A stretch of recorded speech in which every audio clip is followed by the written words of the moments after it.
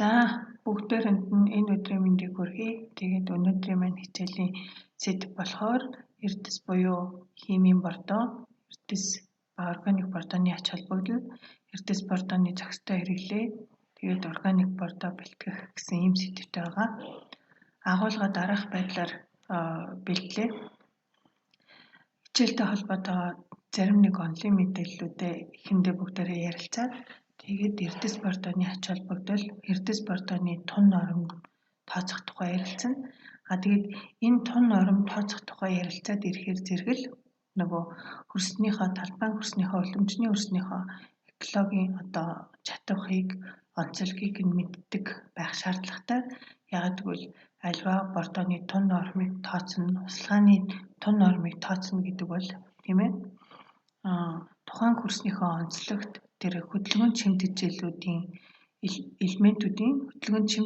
элементүүдийн хэмжээн дээр үндэслээд 3 тонн буудаа авъя, 4 тонн буудаа ургац авъя, эсвэл 20 тонн төмсний ургац авъя гэдэг ийм зорилтод ургацсан дээр бас ингээд үндэслээд энэ хоёрыг харьцуулж байгаа дутуу эрдэс элементүүдийг нь хөрсөнд нь хийж өгөх ийм л тооцооны талаар яригдах асуудал юм байгаа.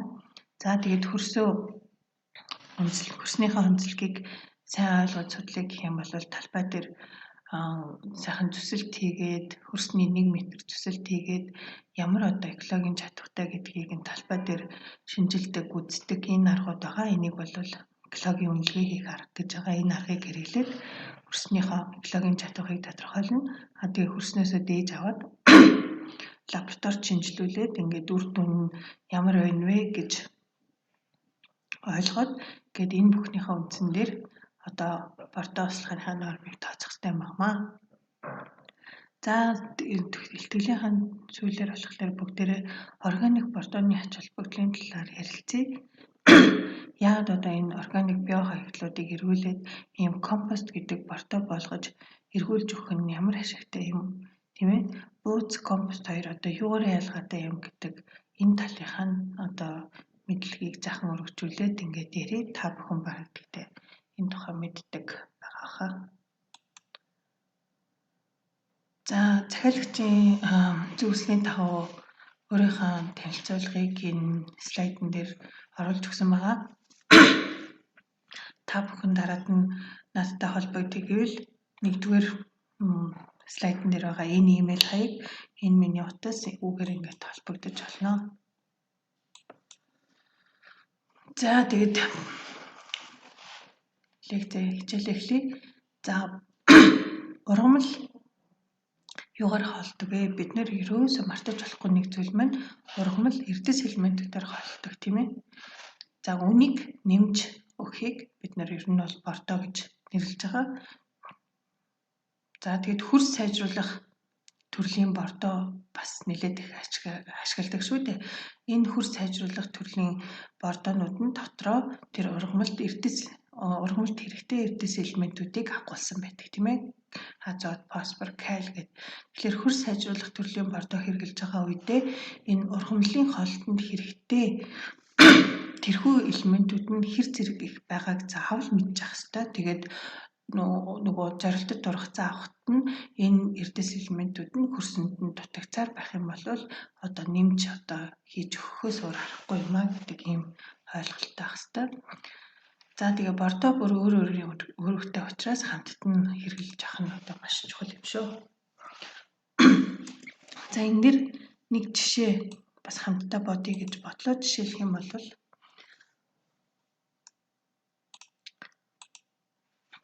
бол хөрсний нэгт ойролцоогоор за 0.9-өөс 1.2 гэж бодвол за 1 гэд үзье. 1 кг/м³ нэгттэй 10 см-ийн гүнтэй 1 га газарт ойролцоогоор 1000 тонн хөрс байдаг. За энэ 1000 тонн хөрс нь энэ ер нь хөрсний шинжилгээгээр 1% ялцмагтай гэж гарч гэж бодъё. За ингээд тухайн газар бол 10 тонн ялцмаг байна гэсэн үг, тийм ээ. Тэгэхээр 100 тоннд 1 тонн ялцмаг байгаа юм бол 1000 тоннд 10 тонн ялцмаг гэсэн. За тэгэхээр энэ 10 тонн ялцмаг гэдэг чинь өөрөө гүмийн хүчилтэй, тийм ээ? Пульво хүчилтэй маш олон төрлийн бактери, одоо бичиг биетнүүдтэй ийм одоо орчин байгаа. Тэгэхээр зэрэг бордоогоо сонгохдоо хүртэл миний хөрсөнд юу байгаа вэ, тийм ээ? Хөдөлгөөнт элементүүд маань хэр зэрэг дутагдaltaй байгаа, хангалттай байгаа мó? Би ямар одоо хэр зэрэг ургац авах гэж байгаа ингээд яг ургамалт хэрэгтэй тэр одоо бортог л өгөх ёстой юм шүү гэдгийг л одоо дахин сануулж одоо энд хэлмээр байна. Тэгэхээр би ямар бортог, ямар зорилгоор өгч байгаа юм? Эсвэл хөрсөнд байгаа юм аа би ахиад өгöd байна уу, тийм ээ? Энийг бол бас сайн ойлгож ялгаа залгаж авах хэрэгтэй юм шүү. За тэгээд цаашлаад явъя. Олон улсын жишгээр бол бордог бол ер нь хоёр л ангилдаг. Херц ба органик бордог. Энэ нөгөө химийн элементүүдийг азот, фосфор, калий гэд жишээлэхэд азотын бордог гэхэд агаарт байгаа азотыг ингээд арай өөр байдал, тийм ээ? Химийн нэгдэл болгоод синтез болгоод ингээд бэлэн ургамалд шууд ингээд ашиглагдах усан дуустдаг энэ хэлбэрийн бордог бид нар химийн бордог гэж яриад байдаг. Энийг бол химийн бордог гэж жишээрдэг. Ер нь бол эрдэс бордог гэж ярьдаг. Манад байгаа ойлголтоор бол одоо эрдэс бордог, химийн бордог, органик бордог гэдэг ингээд 3 ангилаад байгаа. Энэ эрдэс бордог гэдэг нэрний доор бол байгалийн гаралтай эрдэс чулуулга нэрлээд химийн бордог гэдэг болохоор нөгөө ургамлын хоолтод зайлшгүй шаардлагатай шимт жилийн бодисыг нэг хэлбэрээс нөгөө хэлбэр чилжүүлээд ургамал хооллоход бэлэн болгож бэлтгэсэн бордог, одоо синтез бордог бол химийн бордог гэж нэрлэдэг байгаа. Энэ нь эрдэс хэлбэртэй байдаг ба хөрсөнд чиг хэлбэгтэй үед ургамалд шууд ашиглагддаг. Нөгөө л 17 микро элементүүдийг хооронд нь холиод ингээд одоо химийн бордог болгосныг бол манад бордог болгосныг ингээ химийн бордог гэдэг. За энэ эрдэс нөгөө байгалийн гаралтай эрдэс чулуулга гэдэг дээр бас нэг зүйл хэлэх ёстой. Энэ дээр бол монтмориллонит гэдэг эрдэс бол хөрсөнд бас нэлээд их байдаг. Энэ одоо байгалийн тухайн аль нэг нутагт бол нэлээд их байдаг газраас аваад ингээд бордог болгоод хэрэглэх одоо фосфор ихтэй апатит, фосфорит тийм ээ? Тэрийг одоо фосфорын бордог болгож хэрэглэх элит гэд элемент эрдэс байгаа. Энэ бол калийхтэй, циолит бол ус их барьдаг тийм ээ. Ер нь бол эдгээр нь бол хөрсөнд их бага хэмжээгээр бол эрдэсийн найрлага дотор бол байдаг. Энийг бол ингэж нэмж өгч тухайн тэр хөрсөн дутагдaltaй элементүүдийн нийт нөөцийг бол ихсэж байгаа юм зорилтойгоо. За органик бордоны хувьд бол бууз, яс, компост нөгөө одоо манад бол нэлээд их хэрэгжилж байгаа энэ янз бүрийн бордонуудыг ингээд органик бордонд оруулаад ингээд явж байгаа. За ер нь бол энэ компост бордоо бол хамгийн их ялцмагтай хөрсний нөгөө ялцмагт бол нэлээд ингээд төхөж очсон. Нэлээд их ялцмагтай бууз одоо бусад органик бодисуудыг эрдэсжүүлээд өөрөөр хэлбэл ялцруулаад тэгээд ялцмагжуулаад ингээд компост бордоо хийсэн. Энэ нь бол ойн хөрстэй адилхан үнэртдэг ийм бордоо байгаа. Ийм бордог бол энэ бусад одоо органик бүтээгдэхүүнийг түүхий эдийг ашиглаад ингээд хийж болдог.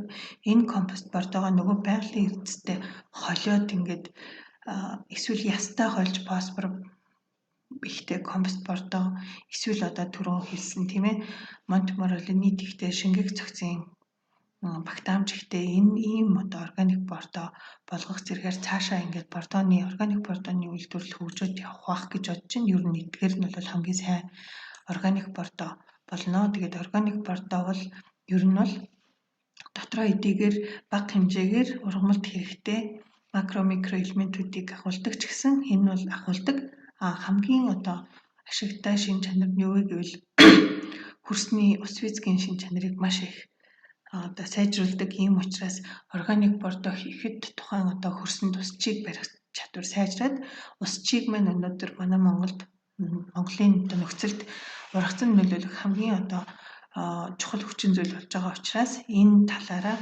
ургацсанд нэлээд их нөлөөлдөг ийм бордоо байгаа юм аа.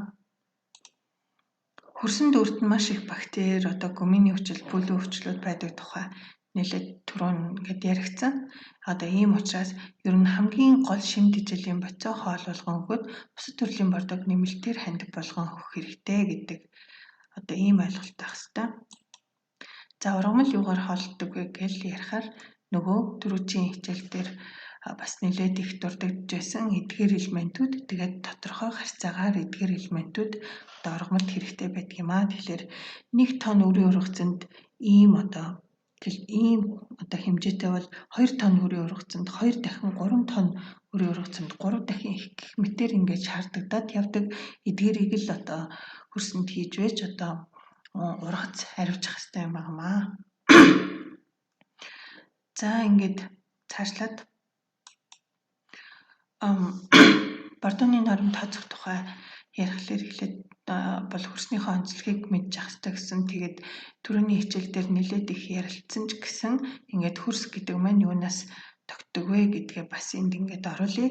Нөгөө органик бодис, эрдэс хэсэг, тэгээд нүх сүв, тэгээд нүх сүвэн дотор байгаа ус, агаар, хий. Тэгээд бичил организмууд. Энд бол маш олон төрлийн процессыг ингээд явагддаг. Энийг ингээд зохицоор нь хөрс гэж нэрлэж байгаа. За тэгээд хөрсний зөвхөн эрдэс хэсэгт бол эрдэс хэсгийг бид нар элс, тоос, шавар гэд ингээ хуваадаг тухай бас ингээ түрүүний хичээлээр үзсэн байгаа. Бид нэрийн бас мартаж болохгүй нэг зүйл бол хөрсөнд жишээлбэл каль, фосфор, кальц, азот байлаа гэхэд тийм ээ зөвхөн тодорхой хэсэг нь маш бага хэсэг нь л тухайн жилдээ эрдэсчээд эсвэл энэ хөрсний уусмалд ингээд уусгагдсан байдлаар байгаад ингээд эдгээр хэсэг нь л зөвхөн ургамлын үндэс рүү ингэж авч ашиглагдах хэлбэрт байдаг юм шүү. Тийм учраас ийм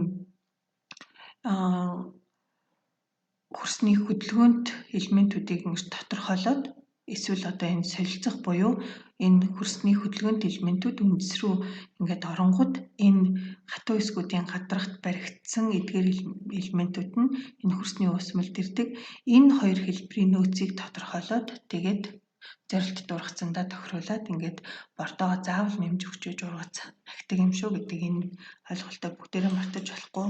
Түрүүний лекцэн дээр бас энэ зургийг үзүүлсэн байгаа. Ингээд калиен эргэлт байна. Калий гэдэг элементийн хөрсөнд бол 100% калий байлаа гэхэд энэ хоёр хэсгийн өөрөөр хэлбэл эрдэс элемент хөрсний эрдэс чулуулгын найрлаганд ингээд орж байгаа. Эдгээр калий нь бол ургамлалд ямар ч хүрэлцээгүй маш удаан хугацааны процессор ингээд баригдсан калий буюу энэ хөрсний уусмал руу калий орж ирж идэг. Жилээс жилд нэг жоохон хэмжээтэй л хөдөлгөөнтэй болж идэг. Тэрүүгээр нь бид нар маш багахан хэмжээний ургацсанд хэрэглэгдэх калий нөхөл жилд нэг жоохон ургац аваад явдаг. Ийм бас зүй тогтолтой юм аа. За тэгээд ингээд цаашлаад харахад ингээд хөрсний хатуу хэсгүүдийн бор өнгөтөнд гадна талд нь ингээд катионууд ингээд баригддаг. Эдгээр элементүүд л зөвхөн хөрсний үндэс рүү ордог юм шүү. За энд бас ингээд фосфорын эргэлт харагдаж байна. Ер нь калий, фосфор хоёрын экосистемд тариалангийн экосистемд хэрэгэлт, бэлчээрийн экосистемд хэрэгэлт газар дэлхий дээр энэ элементийн хэрэгэлт яаж явагддаг вэ гэхээр ерөөсөө энэ бол хөрснөөс л өөр ханаас ч ирэхгүй тийм ээ. Фосфор, калий хоёрын бол нөөц нь хөрсөнд л байж байгаа. Тэгэхээр хөрснөөсөө яаж калий за энэ фосфоро ямар менежмент хэрэгжилж авах вэ? Дутууг нь яаж буцааж бордоо байдлаар өгч ургацаа авах вэ гэдэг энэ асуудал яригдж байгаа. За тэгжэл азотын хэрэгэлт болохоор яг хөрсөн доор ингэж байгаа ч ингээд агаартай атмосфертай ингээд солилцоод ингээд эргэлдээд идэг. Хий дээшээгээ гардаг тийм ээ. Ингээд атмосферын агаарын 78% нь бол азот байдаг. Ингээд Энийг бол маш хурдан яриа ингээд өшөө ингээд дэлгэрүүлээд ингээд асуулт тавиул та нар холбогдорой. Энэ агаарт байдаг азотыг бол зөвхөн одоо буурцэг дургамлал одоо ризобиум бактерийн тусламжтайгаар ингээд хөрсөнд оруулж ирдэг. Нийт биомассын буурцэг дургамлын газрын дээдх биомассын 70-80% нь бол азотын 70-80% нь бол агаараас ирсэн азот байдаг учраас ногоон бордуур дүрэншгийч хэрвээ хөрс азотоор ятмаг байх юм бол ингээд агаараас үнгүй ингээд буурцэг дургамлаараа дамжуулаад хөрсөндөө оруулж ирдэг. Энэ одоо сайхан менежмент байгаа. Энийг бол бас зайлшгүй ашиглаж явах хэрэгтэй. Энэ сайхан боломжийг гадна дотоос янз бүрийн бордоо оруулж ирэх одоо шаардлагагүйгээр жижигхэн талбайд тарил эрхэлдэг, ногоо тарьдаг бол ээлжин тарилах сэлгээнийхээ нэг хэсэгт нь бол ингээд буурцэг дургамал тариад авах хэрэгтэй юм байгаа. За энд бол буурцэг дургамлын болцоо тэгээд бактериудыг бол та нар харж байна. За ингээд цаашлаад нөгөө хөрсөнд өгнөгс өвтгөн доторх агаар ус чийг айгүй чухал, хамгийн чухал гэж бас ярьсан. Энэ слайдыг энд яагаад оруулсан юм бэ гэхээр ямар ч бордоогоор борцсон хөрсөнд ус чийг гэж байхгүй бол нөгөө бордоо ашиглах коэффициент, бордоо ашиглалт гэдэг нь бас муудна. Тийм учраас хөрсний ус чийг тийм ээ маш чухал юм шүү. Энэ одоо асуудлыг энэ одоо гам бол одоо гिचнээ бордоо өгсөн ч бас одоо ямар байх вэ? Тийм учраас энэ хөрсний чийг барих, энэ хөрсний ус физикийн шин чанарыг сайжруулах, жоохон бороо орсон ч гэсэн дээш нь доош нь халтаа тахгүй бариад ах энэ чадварыг нь сайжруулах тал дээр нэлээд их арга хэмжээ авах нь зүйтэй. Ингээд хөрсний ус чийг барих чадварыг ингээд сайжруулъя гэдэг юм бол за энэ хоёр слайдыг бол ингээд цааш нь өнгөрөөгөө цааш нь яриад явчих. Энэ хоёр слайд маань түрүүний хичээл дээр орсон хөрсний ус чигтэй холбоотой юм слайдууд байгаа. За тэгээд энэ хөрсний ус чиг барих чадвараа сайжруулах гэх юм бол хөрсний ус чигийн чиг барих чадвараа сайжруулах гэх юм бол бид нар энэ элс шавар энэ нөгөө нэг тоосны хэмжээг наашин цааш нь болгоод авах бол тим менежмент бол маш хэцүү тийм ээ. Энд чинь бол 40-50 жил болж ингэж өөрчлөгддөг ийм процесс байгаа. Тийм учраас бидний одоо хийж чадах зүйл юу вэ гэх юм бол хөрсний органик бодисыг нь одоо нэмж өгөх одоо ийм шаардлагатай. Тэгэхээр аль болох одоо хөрсийг ургамалтай байлгах, ургамлын үлдэгдлийг нь хөрсөн дээр үлдээх янз бүрийн био хог хаягдл түүхий эдийг ашиглаад ингээд бордоо хийж буцааж өгөх энэ одоо ажиллагаа бол хөрс сайжруулах процесс юм байна. Энэ дотор хэдийгээр түрүүн бас ярьсан ургамалд хэрэглэгдэх тэр эрдэс элементүүд байгаа ч гэсэн энэ органик бордооны гол үүрэг бол хөрсний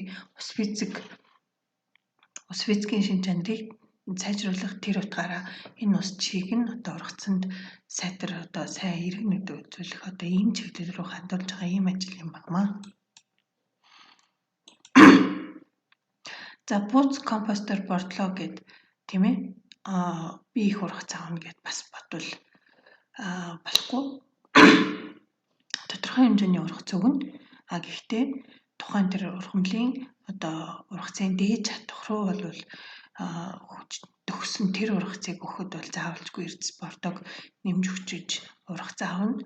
За энэ дээр та нар харж байна 10 тонн бууцанд 45 кг азот байж байна.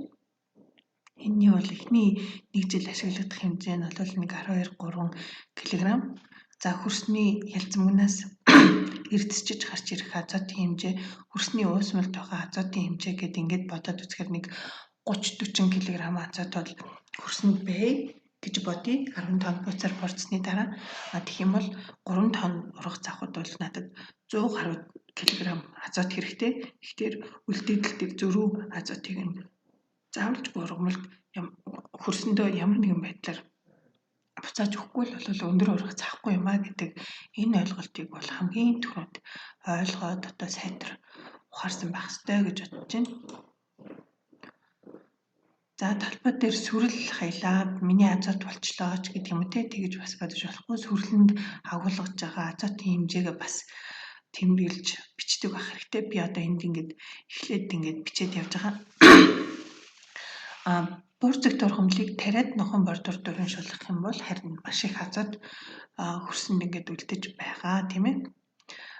Зарим нэг азот агаараас авдаг бактериудыг бас хөрсөнд хийж өгöd за хамаг л одоо ихэнх одоо азотыг энэ одоо бактериуд маань бий болгочно гэж бодох бол бас одоо туйлшралтай асуудал юм.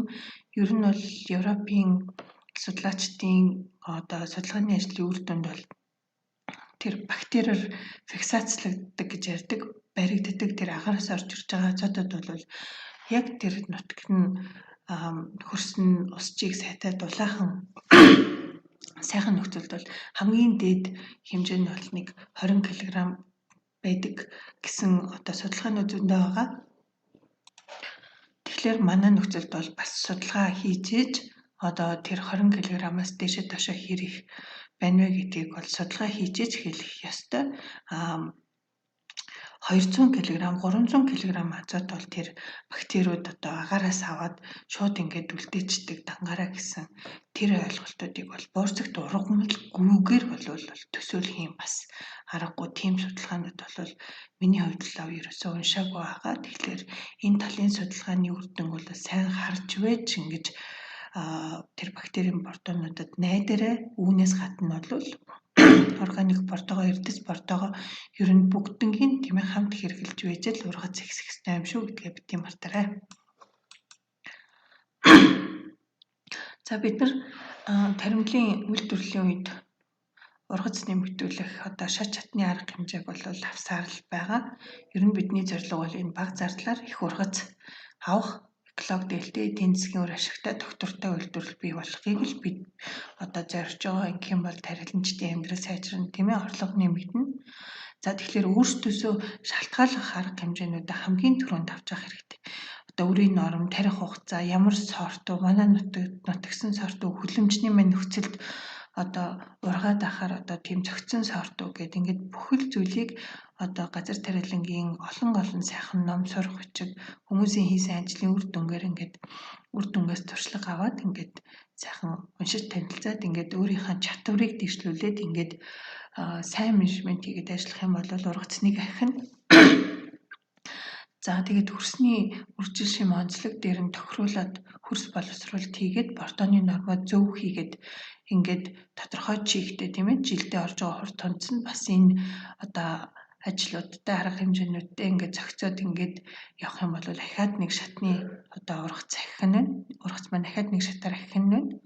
За энэ дэр нэг жишээ хэлэхэд манайхан бол бас тэг технологи руу шуурж ингэж орж байгаа. Тэгэхээр тэг технологи руу орж ийна. Манай ажлын айл орчихлоо. Би одоо бас тэг технологи руу орно. Гэхдээ хэрвээ танай хөрс одоо шавар ихтэй нүх сүв багтай хөрс байх юм бол өнөөдөр энэ байдлаар хагалж тэр нүх сүвийг нь бий болгож байж л одоо буудаага тарихгүй бол буудаа гэдэг чинь бас тийм ээ тодорхой хэмжээний хөрсний нэгтийг шаарддаг одоо ийм байгаа. Тэгэхээр хөрсний ногооны тариалтанд, үр тарианы тариалтанд одоо жимсгэн гэдэг эдгээр ургамлуудынхаа биологийн онцлог үндэс сургах тэр хөрсний нэгтийг энтер мэдчих юм бол ингээд ямар боловсруулалт хийх үү гэдгээ бас ингээд шийдээд явах боломжтой. За тэгээд энд бол тийм ээ тухайн жилийн хор тунц бас нэлээд их нөлөөлнө. Тэгээд цаашаалаад ингээд явах юм бол баслагаатай газар тариаланд дулаан чийг нь сайхан ингээд хүрээд хөрсөн нөхцөлтэй тэгээд доодох арга хэмжээнүүдийг бүгдийг нь аваад тухайн сортын ургацын чадварын дээд хэмжээний ургац авъя гэд бодох юм бол энэ баслагаатай нөхцөлд бордоогоо бас ихсгээд ингээд бүх менежментээ сайжруулад ингээд ургацаа хамгийн дээд хэмжээгээр нь авах боломж байх нэ.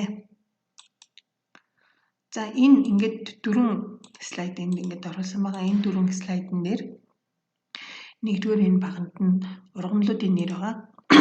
Сонгон хэмэх, бүрэнхий цагаан байцаа, гис, цагаан гис, байгалийн хадлан, дижлийн вантуу гэд ингээд эдгээрийг 1 тонн ургац авахд, эсвэл 2 тонн ургац авахд, эсвэл 3 тонн ургац авахд азот, фосфор, каль тийм ээ азот, фосфор, каль хэдий хэмжээний хэрэг болдго юм бэ гэдгийг ингээд сурах хүчиг номноос ингээд түүгээд энд оруулсан байгаа. Манайд сая хатар жаргаар бол их сайхан ном гарсан газар тариалан эрхлэх систем гээд тэндээс голтлон түүгээд бас бусдуудыг оруулсан байна.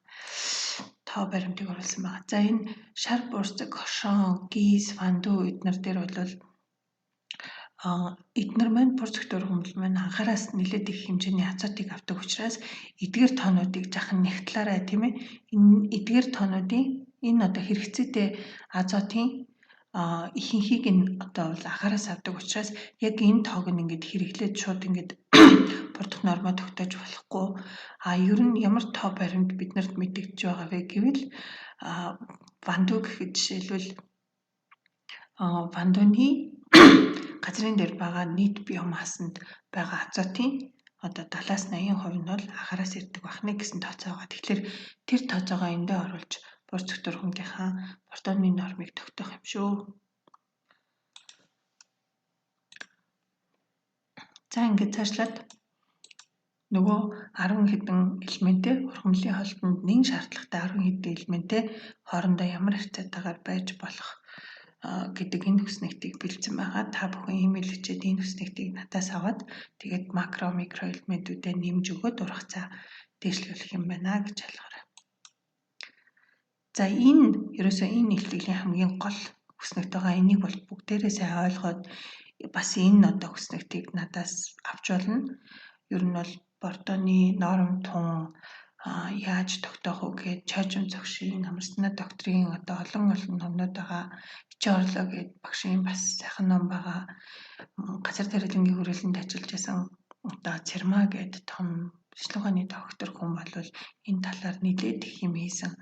Монгол улсын хэмжээнд одоо азот, фосфор, калийн эргэлтийг ботсон одоо тэнцвэрийг нь гаргасан, балансыг нь гаргасан одоо ийм том эрдэмтэн байгаа. Харамсалтай нь Шинэ Жилийн бодисын эргэлт одоо энэ балансыг бол тэр хүнээс хойш одоо бас ингээд улсынхаа хэмжээнд гаргаагүйгээс болоод гаднаас оруулж ирэх Бортооны хэмжээ тийм ээ.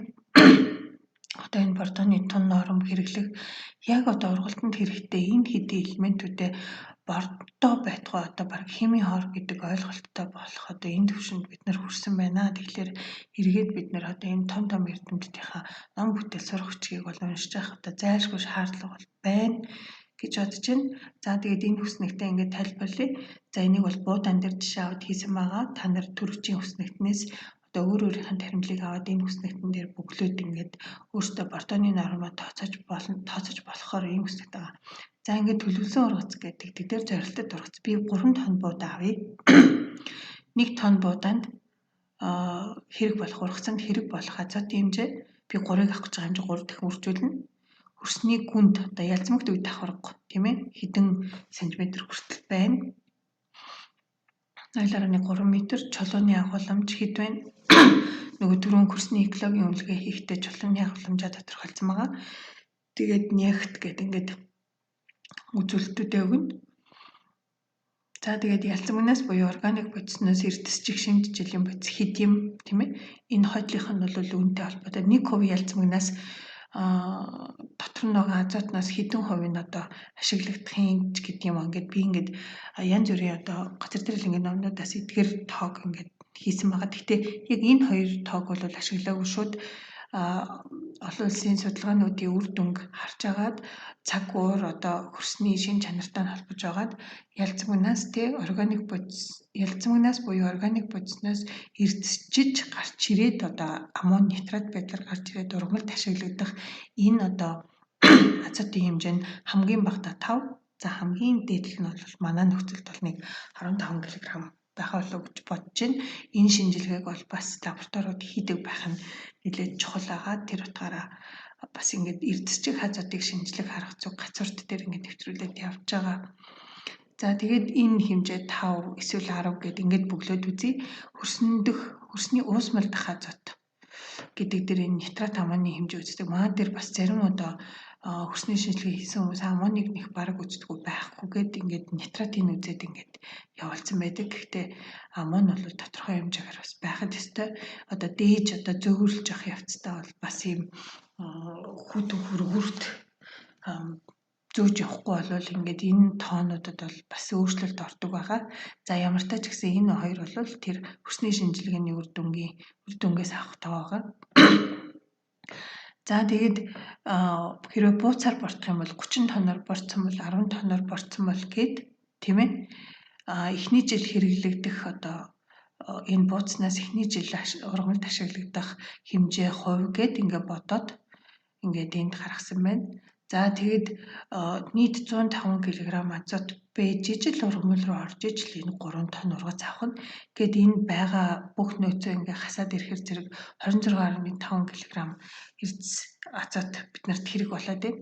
За энийг яг 26 кг-аар нь хөрсөнд хийх юм бол 13 кг л ашиглагдана гэсэн тайлбар нь байна. Эрдэс бордоноос тэжээлийн бодис ашиглагдах хувь зөвхөн 50% нь л ашиглагдана. Тийм учраас 2 дахин их хийж өгч байна. Ингээд 53 кг-ыг за 53 кг азотыг хийж өхийн тулд 34% агуулмжтай азотын агуулмжтай ийм бордоноос 156 кг одоо энэ бордог хийж өгнө гэдэг энэ тооцоо бол байна.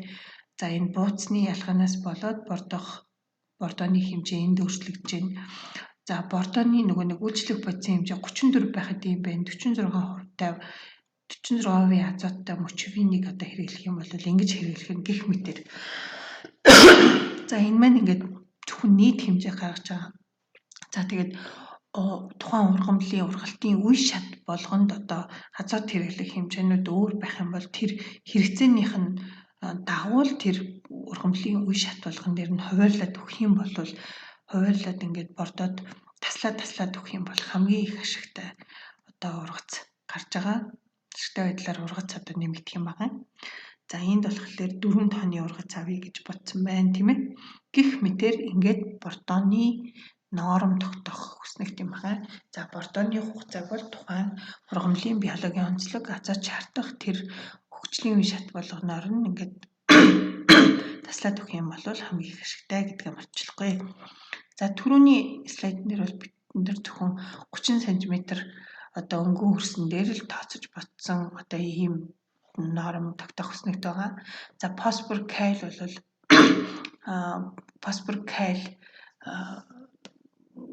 фосфор калийн бордоны нормыг тогтоох юм бол фосфор каль гэдэг маань зөвхөн хөрсний өнгөн хэсэгт байгаа зохисгүй бас доор өргөшил явагддаг. Тийм ээ Б давхаргад бол хөрсний доод давхаргуудад бол бас байдаг. Хөрс нэлээд их айтайхан хөгжсөн хөрс хөгжлийн гүн одоо нэлээд их доошогоо байх юм бол мэдээж ургамлын үндэс доошогоо явна. Тэгэхээр хөрсний гүнд байгаа фосфор калийг бусад элементүүдийг хөрсний үндэс авна гэсэн үг. Тэгэхээр тэр бүх нөөцөө хөрсний зүсэл дээрээ ингэж тодорхойлоод бордоныхоо нормыг тодорхойлж байх юм бол тийм ээ тодорхойлж байх юм бол одоо их бордоны нормоо хитүүлээд байхгүй яг одоо хөрсөндөө тааруулж бордоны нормоо тооцно гэсэн үг юм аа. За агрономч хүн бол маш том менежер гэж би хэлэх дуртай.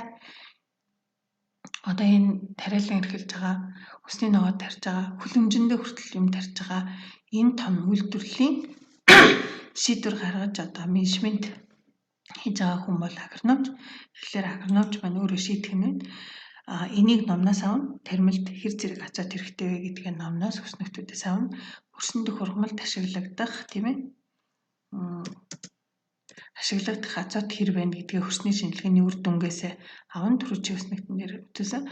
За микробо амьсгалуулж ажиллуулах уу гэхээр нөгөө энэ юу гэсэн үг вэ гэвэл хөрсөө хагалдаг шүү дээ. Хагалахаар зэрэг агаарт амьдардаг микроорганизмууд нь амьдраад ингээд хоол нэхэж идэж эхлэн энэ одоо хоолж явах процесс нь нөгөө эрдэс элементүүд сулраад өөрөөр хэлбэл ургамалд ашиглагдах хэлбэртэй болоод ингээд ургамалд ашиглагддаг бахан. Гэхдээ энэ чадах бол тухайн жил бүрд нэг жаахан байдаг учраас ингээд дан ганц энэ дээр бол найдаж болохгүй. Бусад одоо бордоо менежменттэй бас ингээд тааруулаад бүгдийг л хийж явах хэрэгтэй байгаа. За буурцагт ургамал тарьц илгээд талбайгаа азотоор баяжуулах уу гэд бас ингээд энэ нэг одоо арга байж болно. Бууз компостоор зармийг нь шийдэх үү гэдгсэн түрүү нөгөө бууцын дотор байдаг азотын хэмжээг харуулсан. Тэгэхээр хэдийн хэмжээний бууз өгөхөд хэдийн хэмжээний азот фосфор каль хөрс рүү н орж ийнвэ гэдгээ мэдчих хэрэгтэй. Тэгээд өөр бусад дарга хэмжээнүүдийг нийлүүлээд ингээд аваад ингээд ургацаа нэмэгдүүлэх нэ. За ингээд цаашлаад За энийг ингээд энэ слайдыг бас оруулахгүй байх. Нөгөө фосфорын эргэлт гэж түрүүн гарсан. Фосфор хөрсөн дотор хөрсний уусмал байна, тийм ээ. Одоо хөрсний органик бодис дотор байна. Эрдсүүдэд янз бүрийн байдлаар байна гэд ингээд янз бүрийн хэлбэр фракцид байна гэж хэлж болно. Тэгвэл яг энэ дотор байгаа фосфорыг гаргаж ирэх, энэ дотор байгаа фосфорыг гаргаж ирэх, энэ дотор байгаа фосфорыг гаргаж ирэхэд хөрсөө янз бүрийн уусамлаар ингэж хандалж аваад шингэн болгоод тэгээд багчанд оруулаад ингэж хэмждэг байгаа. Тэгэхээр манай хөрсний шинжилгээ хийдэг хүмүүс бол яг ургамалд хэрэгцээтэй, тийм ээ? Ургамалд тухайн жилдээ ашиглагдах энэ фосфорыг шинжилгээхдээ яг тийм тохирсон тэр одоо манайд бол ингээд яг тохирсон тэр бодисоор нь тийм ээ усамлаар нь усгаад ингээд шинжилээд та нарт хариуг нь өгдөг байгаа. Гэхдээ ямар усмалд уусгах юм бол аль фракцнаас нь фосфор гарч ирж байна вэ гэдэг энэ мэдлэгийг бол бас цаашдаа гүнзгийрүүлээд бол мэддэг байх хэрэгтэй юм аа.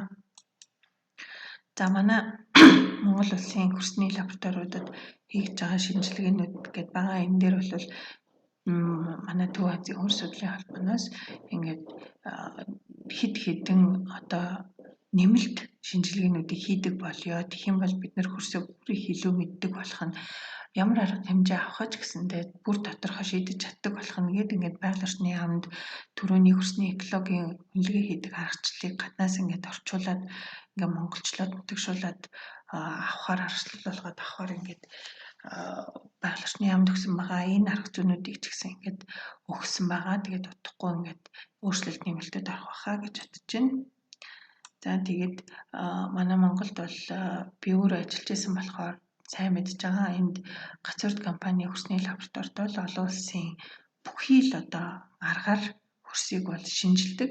За ер нь бол өөртөө энэ арга зүйг нэвтрүүлж нутагшуулсан болохоор уншиж тайлбар хийхэд амар байдаг учраас миний хувьд бол яг Гацуурд дээр шинжилгээ хийлгүүлсэн энэ үр дүн тайллыг бол уншаад одоо хөрсөнд ямар арга хэмжээ авах уу гэдгээ тийм ээ ямар бордоо юу хийх үү гэдгээ уншиж тайлхад бол миний хувьд бол амар байдаг учраас ихэнхдээ одоо хөрсөө Гацуурд компани энэ лабораториор шинжилүүлээрэ гэд зөвлөмж өгöd явдаг байгаа.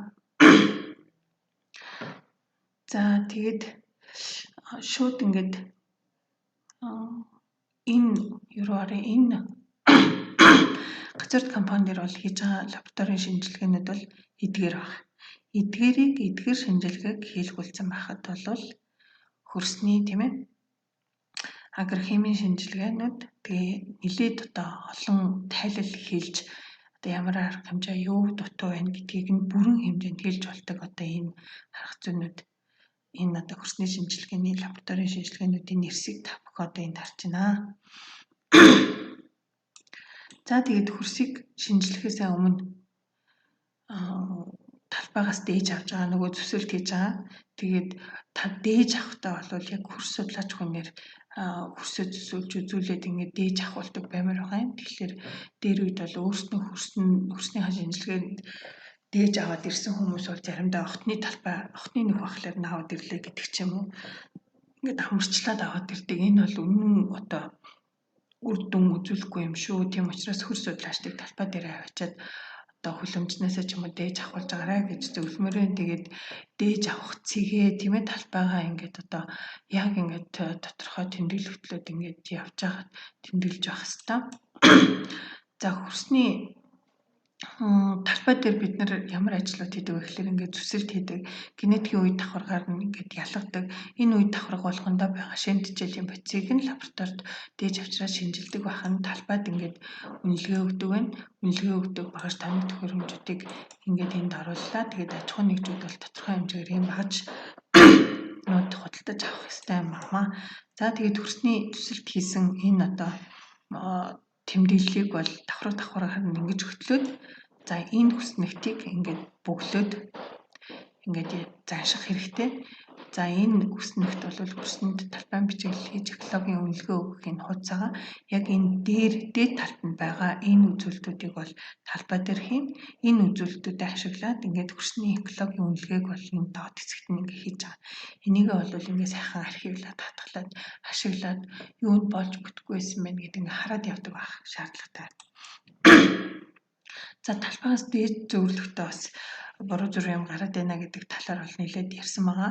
Ялангуяа энэ нитрат амун тэгээд микробиологийн шинжилгээ, энзимийн шинжилгээ хийхдээ бол заавал 4 градусын хүргүүрт хатгалаад ингээд авчирч лабораторид өгч байгаасай гэж захимаар байна. За дээж бэлтгэх процесс бол маш нямба процесс байх хэвээр тийм ээ. Одоо хэдэн хувийн чулуу тавь тийм ээ. Бүр ингээд бүхэл одоо энэ дөнгөжл энэ авчирсан дээж нь л одоо шинжилгээ хийх учраас энэ талбайгаас авчирсан дээжийг бол маш одоо нэгт нямба. Одоо энэ дээжнүүдтэй нэгт нямба ажиллах хэрэгтэй. Одоо агрономчд бол анхан шатны одоо иймэрхүү шинжилгээ дээж бэлтгэх энэ зүйлүүдийг яаж хийх юм бэ гэдгээ бараг өөртөө мэдж байгаа бах. Гэхдээ ямар ч байсан сануулад хэлье гэж бодлоо. За чулууны эзлэх хувь гэл ингээд цааш нь нэлээд дэлгэрүүлээд оруулъя гэж бодсон боловч одоо цаг бага байгаа учраас тийм ээ. Тэгээ бүх шинжилгээнүүдийг бол нарийн яриад байж чадахгүй. Тэгэхээр энэ шинжилгээнүүдийг хэрхэн яаж хийдэг тухай аль үзүүлэлт нь ямар одоо шинэ чанарыг нь илэрхийлдэг тухай ингээд нарийн одоо ярилцгийг гэх юм бол та бүхэн ингээд холбогдорой. За энэ лабораторийн нэг хэсгээс ингээд харуулж байна. За ингээд хөрсөнд ингээд шинжилгээ хийж гэн түрүүн ингээд янз бүрийн уусгагчаар уусгадаг гэж ярьсан. За мочигны арга эсвэл кальцийг ацетат, лактатын аргаар фосфорыг ингээд шинжилсэн байна. Өөрөөр хэлбэл хөрсөө энэ уусмалд нэг уусгасан байна, энэ нэг уусмалд уусгасан байна. Тэгвэл энэ уусмалд уусгасан одоо энэ аргыг хэрэгэлсэн одоо хөрсний фосфорын үзүүлэлт одоо 16-аас 30-31-ээс 45 байх юм бол боломжийн те дунд ер нь бол хүрэлцээтэй фосфортой гэдэг ч юм уу. Эсвэл энэ уусгагчид уусгасан фосфорын хэмжээ 47-аас 111, 112, 174 байх юм бол тийм ээ ер нь ийм байх юм бол одоо хөрсөнд боломжийн одоо хөдөлгөөнд фосфор байна, ургамалд маань хүрэлцээтэй байна гэж ярьдаг бахнэ. Тэгэхээр ямар арга зүйгээр одоо эсвэл ямар уусгагчаар уусгасан гэдгээ хөрснийхөө лабораторийн шинжилгээний үр дүнгийн хуудсан дээр заавал ингэж бичүүлж аваарай. За ингээд дата баз ингээд үүсгээд явна. Ийм дата баз үүсгэснийгаа бол ингээд сайхан янз бүрийн зураглал ингээд хийгээд хөрснийхөө талбай мэдээлэлтэй болж байгаа нь бол маш чухал юм байгаа. За энд хөрсний шинжилгээний лабораторийн сорилтын үр дүн харагдаж байна. Одоо газар тариалангийн 10 салбаруудаар бид нар 1000-аад дээжинд шинжилгээ хийсэн байгаа. Хөрсөн дэх хөдөлгөөнд микро болон хүнд уучлаарай энэ хүнд гэвч хүнд элементүүдийг миллиграм литрээр ингээд гаргасан тооцоо. Тэгэхээр ихэнх одоо микро элементүүд бол яг тэр байх ёстой тэр хязгаараас маш бага байдаг юм билээ. Тэгэхээр микро бордонууд, микро элементийн бордонуудыг бол маш сайн засаж өгч явах ёстой. Хийж өгөх хэрэгэлж байх ёстой юм байна гэсэн дүгнэлтийг бол би бол авсан байгаа.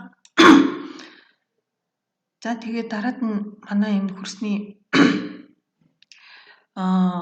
хөрс боловсруулах систем маань одоо хагалдаг хавдаг байсан энэ маань одоо салхинд эхлэгдэлд оруулж байжээ.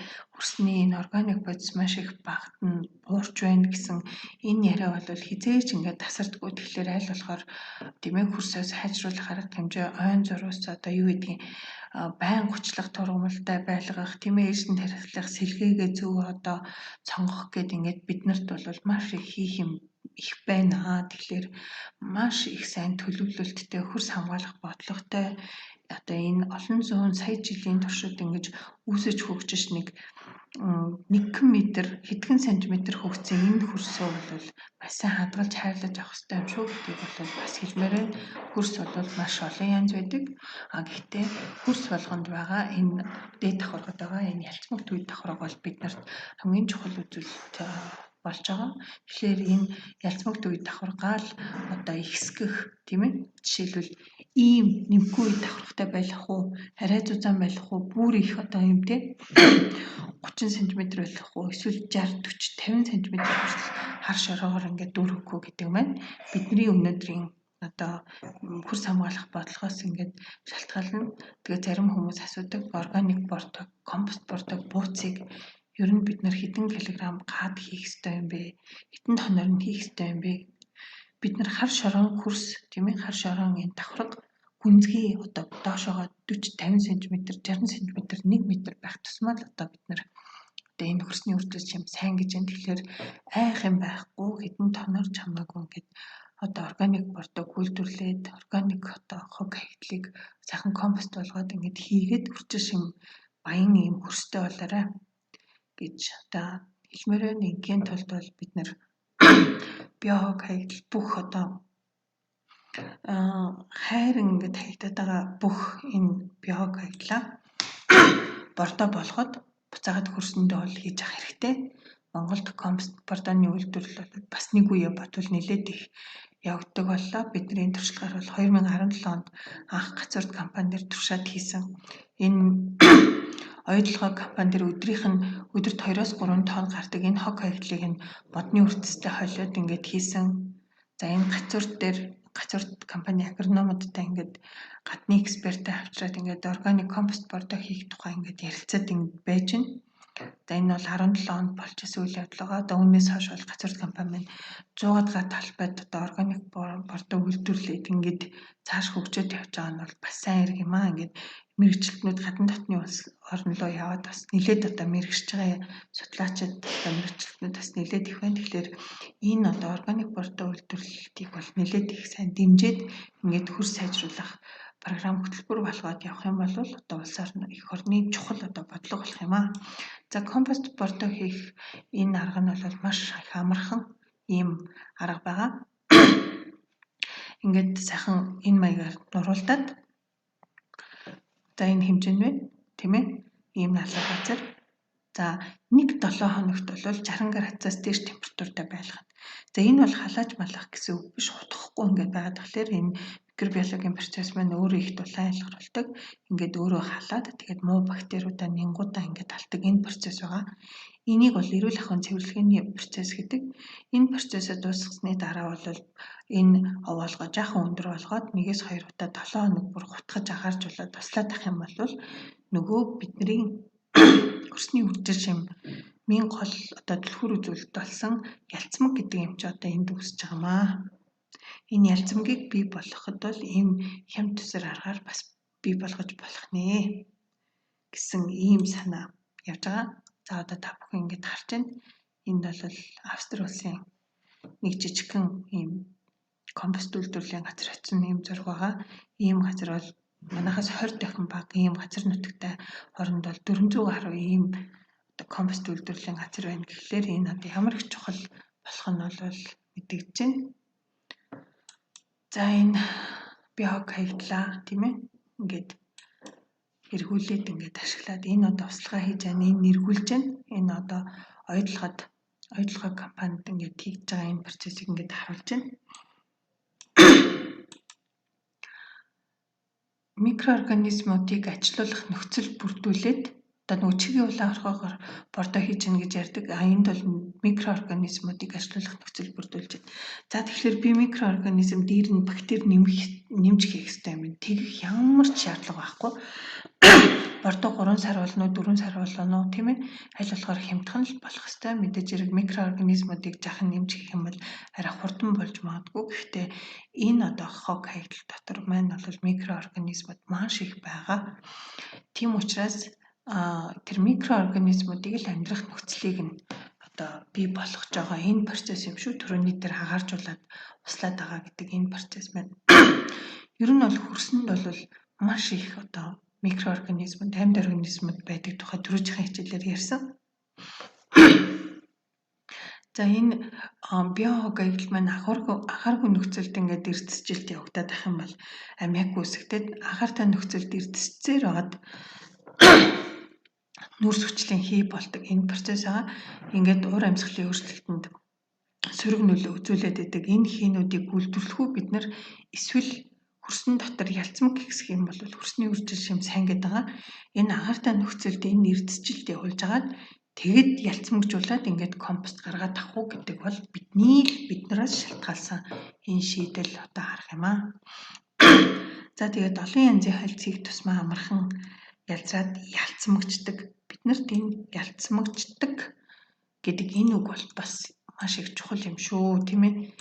Бид нар компост хийгээд байгаа нь энд ялцмаг үйлдвэрлэдэг байгаа. Тухайн байгаль дээр бол маш удаан явагддаг энэ процессыг нэг зуны турш одоо ингээд хийгээд байгаа нь нэгэн зуны турш өөртөө үйлдвэрлээд ингээд хийгээд байгаа нь биднэрт бол маш том олз юм шүү. Энийг бол одоо манайх яаж нөгөө нэг гуматын бордоо гэдэг чинь энэ ялцмагн дотор байдаг тэр гумын фүлвөө хвчлэл яваад байгаа ш. Тэгэхээр энэ ялцамгаа энэ ихээр нь одоо үйлдвэрлээд ингээд хөрсөндөө хийгээд авах юм бол ямар их ач холбогдолтой нь бол та нар хийгээд ирээд хэрэглээд ирэхээр бол мэдэх болно. Тийм учраас гадна дотноос ийм хөрс, компост гэдэг ингээд янз бүрийн жижиг шуудалцсан ийм бордоонуудыг авч яхаар одоо өөртөө ингээд хог хаягдлаа холиод ингээд ялцмаг гэхдээ ийм бордоо сайн хийгээрээ. Ингээд энэ бордоо хийхэд хамгийн гол тэр агааржуулалт бий болгодог энэ бүтцийн материал буюу том энэ модыг нэг 20 см 10 см ингээд хэмжээтэй багасгаж болно, эсвэл яс хийж болно. Ингээд агаартай байх нөхцөлийг нь одоо нэлээд их сайн бий болгоод энэ бордоог технологийн гормын дагуу ингээд үйлдвэрлэл маш одоо хямд мөртлөө одоо маш хэрэгтэй хөрсний ус физикийн шин чанарыг дээшлүүлдэг ийм бордоо болох юм шүү. Гэхдээ энэ компост болон бууцсан бордоон дотор байгаа тэр ургамалд хэрэгтэй микро макро элементүүдийг бүгднийг одоо тодорхойлуулад хэрвээ түүнээс одоо илүү шаардлагатайгаар өндөр ургац авъя гэх юм бол эрдэс бордоо буюу нөгөө химийн элементүүдээ кали, натрий үгүй азот, фосфор, калий гэдэг эдгээр элементүүдийг бол зайлшгүй ургамлын хоолд болгож зайлшгүй нэмж өгч явах хэрэгтэй байна. За ингээд ялцмагжилт болдог энэ процессын тухай энэ слайдыг ингээд оруулсан байгаа. За ингээд дахиад ингээд зургнууд ингээд харагдаж байна. За энд бол ялцмагийг одоо энэ компост бордоог хэрэглээд ингээд ургацсан арай илүү байгаа энэ говьд ургаж байгаа энэ говьд хийсэн туршлагын нэг зургийг бол та нар харж байна. Тэгээд хэр зэрэг их түүхий эдийг хэр зэрэг ингэж оруулж ашигласан гэдгээ ингээ өснөгдлээд хийгээд явдаг. Арай тийм ээ боловсронгуй ингээд ийм болох хэрэгтэй юм шиг байна. За тэгээд компост бордооны үйлдвэрлэлийн төгс төгөлдөр хэлбэр нь болоод ирэхээр ингээд доороос агааржуулдаг, ийм тусгай машин хэрэглэдэг ингээд болоод ирнэ. Ирээдүйд за ингээд компост бордооны чанарын тухай асуудлууд яригдаад журам одоо хууль ингээд бий болох байхаа гэж бас бодож. Доторх хүнд металлуудын агуулмжаар нь бол А нэмэх Б гэдэг ингээд хуваагаад явдаг байгаа. Ялцмагийн агуулмжаар нь тийм ээ. Бас ингээд ялцмаг арай багтаа гэдэг юм уу. Ер нь бол компост бордог ингээд ойн хөрс өндөрч явах юм бол хамгийн сайн бордоо гэж нэрлэж байгаа. Улаанбаатар хотод бол өнөөдрийн статистикийн байдлаар бол ингээд биохог хаягдал бол 300 мянган тонн биохог хаягдал ингээд гардаг. Энэ биохог хаягдлыг эмээлтийн одоо нядалгааны газраас гарч байгаа мууц гэдэг одоо эргэн тойрон байгаа өтөг бууцыг нийлүүлээд ингээд бордоо хийх юм бол бид нар нэг 400-500 мянган тонн бордоо хийх одоо ийм хүчин чадалтай нөөцтэй гэж бол хэлж болно. Тэгэхээр энэ бүгдийгээ ингээл ялцруулаад ингээд бараг салхинд хийсгэж байгаа юм шигтэй буцаад хий болгоод ингээд атмосферт алдаад авах энийг хөрсөнд хэрэгтэй бордоо болохгүй гэдэг маань бас л одоо шийдэх ёстой асуудлын нэг болоод байна. За дахин боловсруулахын ач холбогдлыг бол энд ингээд жагсаасан байгаа. Бүгдээрээ бол зөвшөөрнө гэдэгт бол эргэлзэхгүй байна. За нэлээд цаг явчих шиг боллоо. Ерөнхийдөө ингээд илтгэлээ ингээд төгсгөе гэж бодож байна. Ингээд бидний хэлж байгаа бидний өнөөдрийн ярилцсан сэдвүүдээс дүгнэлт ингээ гаргая. За эрдэс химийн бордоог заавал туршиж байж хэрэглэх бордооны жагсаалтанд оруулах шаардлагагүй юм шиг санагддгийн. Нөгөө гаднаас импортоор оруулж ирэхэд нь доторх найрлагыг нь сайн шинжиж үзээд За агрономчид эдгээр бордыг сонгохдоо тухайн шинэ жилийн бодисыг концентрацтай бага үнэтэй байвал сонгож худалдаж авах тийм ээ. Тэгээд өөртөө найруулад хөрсний шинжилгээнийхээ үр дүн болон зорилтод дургацсандаа тохируулаад ингээд бодоод хойлоод ингээд хэрэгжилж болох юм аа. Ингээд нэгэнт одоо ингээд доторх концентрац нь мэдэгдэж байгаа ямиг агрономчийн өөрийнх нь чадвараар ингэж зорилтод дургацсандаа тулгуурлаж том бордооны тун ингэж тодорхойлдог ямиг заавал ингээд 2 жил ингээд туршаад одоо ингээд хийх шаардлага байна уугүй юу гэдгээ бид нар бас эргэж авч үзмээр юм шиг үлээ. За тэгээд одоо бордоо туршиж байгаа судлаачид туршлагын үр дүнг сайтар зөв харуулах хувилбар, давталт, статистик, дизайныг сонгож туршлагаа эхлүүлдэг байх нь чухал байна. Тэгээ ер нь бол органик гаралтай янз бүрийн идэвхжүүлэгч бодисууд болон органик бордоог л одоо туршиж судалж явах нь зөв болохоос яг тэр химийн нэгдлүүдийг бол дотор нь байгаа химийн одоо тэр нэгдлүүдийнх нь концентрат одоо үйлчлэг бодис нь хэд вэ гэдгээ л мэдж явах юм бол том бордоогоо одоо агрономчид, хөр судлаачид, тариаланчид өөрснөө ингээд зорилтод дургацсандаа тохируулж иж ингээд бордох нормод тогтоогоод ингээд явах нь цаашдаа зөв юм болов уу гэж бодож байгаа. За органик бордооны янз бүрийн байдлуудыг үгүйсэхгүй ч гэсэн тэр доторх үйлчлэг бодис нь аль хэдийн хөрсөнд байдаг хэдий их хэрэглээд тийм ээ хэрэглээч үр дүн үзүүлэх боломжгүй бордоонуудыг шинжлэх ер нь энэ бордооны жагсаалтанд байгаа нийт бордоог эргэн харж тэгээд тариаланчид хөнсний ногоочдын толгойг эргүүлээд одоо ингээд энэ бордоо чухал энэ одоо чухал гэдэг одоо ингээд ямар ч тэр үйлчлэх бодис нь байхгүй нөгөө ургамлын хоолтонд хэрэгтэй элементүүд нь байхгүй энэ одоо иймэрхүү одоо бордооны маркетинг хийгээд байгаа ингээд үйлчлэг нь багтаа бордоог их одоо маш чухал бордоо гэдэг ингээд зараад байгаа хүмүүстэй хуулийн хариуцлага тооцдог системтэй болмоор бас санагдж байгаа.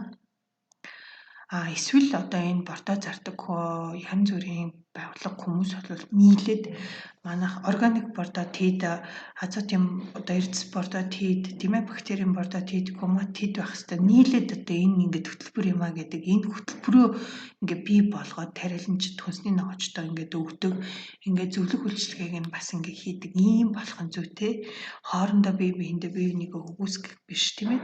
Ингээд ийм аянуудад аль хэдийн шинжилгээ ухаанаар батлагдчихсан аль бордоонд ямар одоо нөлөөтэй вэ гэдг нь бол дээр одоо нэг мэдж байгаа ийм шинжилгээ ухаан байгаа. Тэгэхээр энэ дээр бол бас нэлээд тийм хуулийн хариуцлага тооцдог системтэй болоод ирэх юм бол бордооны маркетинг одоо бас нэг зохицтой болох юм болов уу гэж ер нь бодогцсон.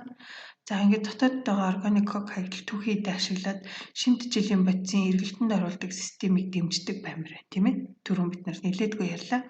Органик бордоо нэг талбайд орох хэмжээ нь ер нь бол их л байх тусмаа сайн гэсэн тийм ээ. За тэгээд гаднаас орж ирж байгаа бактерийн бордоог генетикийн шинжилгээ хийж тодруулдаг байх нь бидний аюулгүй байдалд маш чухал юм аа. Тэгээд хаа сайгүй байдаг, хөрсөнд хідэн тоноороо байдаг ийм бордоог одоо бактерийн бордоог нэм бактерийг заавал гаднаас оруулж ирэх шаардлага одоо бидэнд байна уугүй юу? Патент, нууц, доторх байгаа юм хэлэхгүй гэд ингээд хөрсөндөө юу ч цацж байгааг нь мэддэхгүй бахан бактери ингээ хийгээд идэг. Энэ одоо энэ муу туршил татлаасаа салъя. Одоо бактериудын эсвэл одоо бичил организмуудын генетик одоо генийн судалгаа хийгээд ямар бактери байгааг нь одоо тодорхойлждаг ийм одоо салбар маань хөгжөөд нэлээдгүй явж байгаа. Тэгэхээр энэ талын хууль одоо эрх зүйн одоо ямар байх хэрэгтэй юм бэ гэдэг талаар бас бодвочтой юм лээ. За тэгээд дараагийн одоо дүгнэлт маань бид нар бол байгаль орчин дээлтэй ухаалаг газар тариалан бол эдийн засгийн ач холбогдолтой байдгаа гэж одоо дүгнж хэлж байна. За энэ бол төлөвлөлт дургац тийм ээ. Зорилт дургац би хэдэн тонн ургац авмаар байна.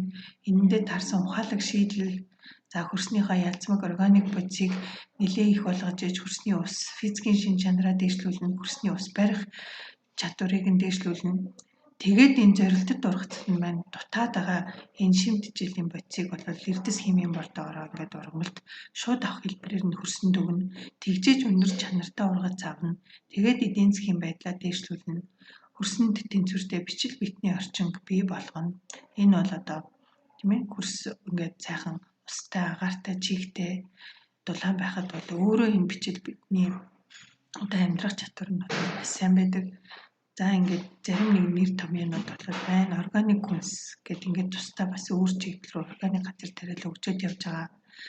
За энд ингээд эко хүнс гэдэг бас ийм нэр томьёо ойлголт орж ирэх хэрэгтэй юм болов уу гэж бодож байгаа. Одоо энэ дээдх энэ хэсгийг бол би одоо экологтой ээлтэй өөрөөр хэлбэл яг эрдэс химийн бордоо хэрэглэсэн ч гэсэн байгаль торгүй яг тухайн ургамалд одоо хэрэгтэй тэр элементийг нь наривчлалтад тооцож өгдөг энэ одоо аргыг бол би эко газар тариалан гэж одоо хэлмээр байна. За тэгээд хог хаягдлаа ингээд ашиглаад бордоо болгоод ирэхээр цэвэрхэн хот ад жаргалтай сайн орлоготой тариаланчид бий болох нь. За ингээд ер нь бол цааш хийх судалгаа өрсөлдөөн ажлууд гэхлээр аймаг сумд аж ахуйнууд болон одоо аж ахуйнууд одоо шимтгийллийн бүтцээ эргэлдээ боддог байх хэрэгтэй, балансаа гаргадаг байх хэрэгтэй. Ингээд талбай дээрээ бас шимтгийллийн бүтцийн эргэлт балансаа гаргадаг байх хэрэгтэй. Энэ зориулаад ингээд талбайн түүхийн дэвтэр ингээд электрон байдлаар Excel хүснэгтэн дээр хийсэн байгаа. Та нар ингээд сонирхох юм бол бас авч хэрэглэж олно. Ер нь ингээд шимтгийллийн бодис ингээд зөв эргэлдээд одоо ингээд наривчлалтай газар тариалан эрхлээд ингээд ирэхээр нэгж га талбайгаас авах ургацж ихсэн. За ингээд хаягдлахгүй ийш тийшээ хий болж тийшээ дэгддэггүй доошоогоо ухаагдлаг болдоггүй. Энэ сайхан наривчлалтай газар тариалан ухаалаг шинжлэх ухааны үндэстэй ингэж хөгжүүлэх юм бол энэ улс орны эдийн засаг ч гэсэн ер нь цаашдаа одоо дээшлэх ийм одоо зүй тогтолтой юм аа. За ингээд анхаарал тавьсанд маш их баярлалаа. Ингээд хараа удаан ярьсан бол уучлаарай. Тэгээд холбоотой хамтраад ажиллацгаая. Шинжлэх ухааны ололтыг амьдралд хэрэгжүүлэхэд та бүгдийн хувь нэмэр одоо маш их чухал шүү. За анхаарал тавьсанд баярлалаа.